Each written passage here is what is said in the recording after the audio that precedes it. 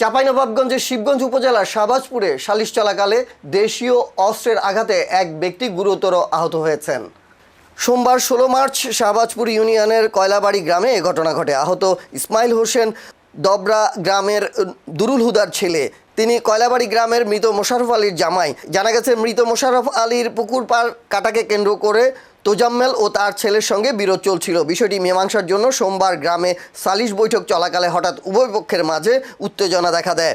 এতে তোজাম্মেলের নেতৃত্বে কয়েকজন মিলে মৃত মোশাররফ আলীর ছেলে ও জামাইয়ের উপর হামলা চালায় বলে অভিযোগ পাওয়া গেছে।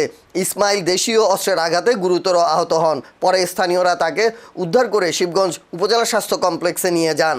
সেখানে তার অবস্থার অবনতি হলে কর্তব্যরত চিকিৎসক প্রাথমিক চিকিৎসা দিয়ে তাকে রাজশাহী মেডিকেল কলেজ হাসপাতালে পাঠান। অভিযুক্ত তোজাম্মেল হক হামলার ঘটনা অস্বীকার করেছেন।